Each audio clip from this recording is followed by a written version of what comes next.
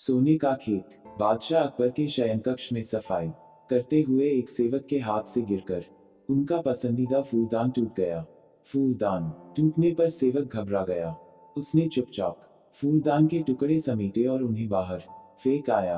अकबर जब शयनकक्ष में आए तो उन्हें अपना मनपसंद फूलदान नदारद दिखा। उन्होंने सेवक को बुलाकर उसके बारे में पूछा तो डर के मारे सेवक ने झूठ कह दिया, जहां पनाह मैं वह फूलदान साफ करने घर ले गया था। इस वक्त वो वही है। अकबर ने सेवक को तुरंत वह फूलदान घर जाकर लाने का आदेश दे दिया। यह आदेश पाकर सेवक के पसीने छूटने लगे।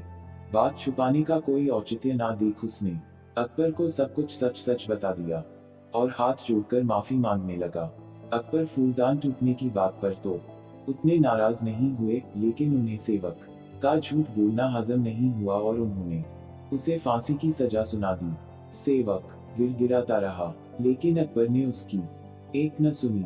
अगले दिन अकबर ने दरबार में इस विषय को चर्चा का मुद्दा बनाया और दरबारियों से पूछा, क्या आप में से किसी ने कभी झूठ बोला है? सारे दरबारियों ने एक स्वर में इनकार कर दिया।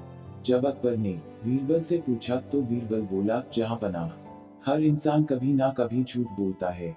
मैंने भी बोला है। मुझे लगता है कि जिस झूठ से किसी को नुकसान न पहुंचे उसे बोलने में कोई बुराई नहीं है। बीरबल की बात सुनकर अकबर गुस्सा हो गए। उन्होंने उसे फांसी की सजा तो नहीं सुनाई, किंतु उसे अपने दरबार से निकाल दिया। बीरबल तुरंत दरबार छोड़कर चला गया। उसे अपनी चिंता नहीं थी, किंतु बिना बात के सेवक का फांसी पर चढ़ जाना उसे गंवारा नहीं था। वह उसे बचाने की युक्ति सोचने लगा। कुछ सोच विचार उपरांत उसने घर की जगह सुनार की दुकान की राह पकड़ ली। सुनार को उसने सोने से धान की बाली बनाने कहा।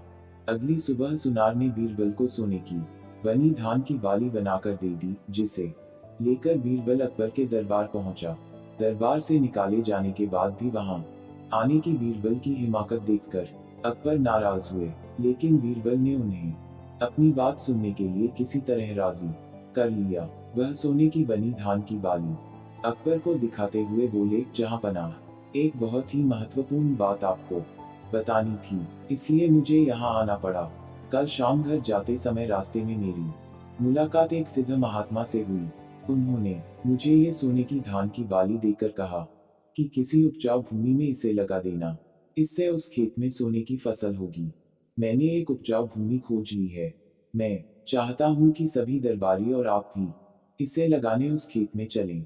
आखिर देखें तो सही कि महात्मा की कही बात सच है या नहीं। अकबर बीरबल की बात मान गए और दूसरे दिन एक नियत समय पर खेत में पहुंचने के लिए दरबारियों को आदेशित कर दिया। अगले दिन सभी नियत समय पर खेत पर पहुंचे। अकबर ने बीरबल को सोने से बना धान का पौधा खेत में लगाने को कहा, लेकिन बीरबल ने इनकार करते हुए कहा, जहां पनाह महात्मा ने यह पौधा देते हुए मुझे निर्देश दिया था कि जिस व्यक्ति ने कभी झूठ ना बोला हो उसके द्वारा लगाने पर ही खेत में सोने की फसल होगी, इसलिए मैं तो यह पौधा लगा नहीं सकता। कृपया आप दरबारियों में से किसी को यह पौधा लगाने का आदेश दे दीजिए। अकबर ने जब दरबारियों से धान का वह पौधा लगाने कहा तो कोई सामने नहीं आया। अकबर समझ गए कि सभी ने कभी ना कभी झूठ बोला है। तब बीरबल ने वह पौधा अकबर के हाथ में दे दिया और बोला, जहां पनाह यहाँ तो कोई भी सच्चा नहीं है, इसलिए ये पौधा आप ही लगाएं।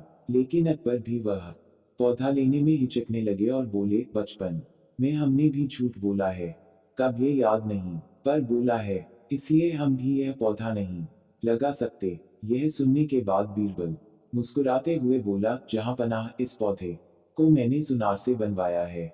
मेरा उद्देश्य मात्र आपको यह समझाना था कि दुनिया में लोग कभी न कभी झूठ बोलते ही हैं।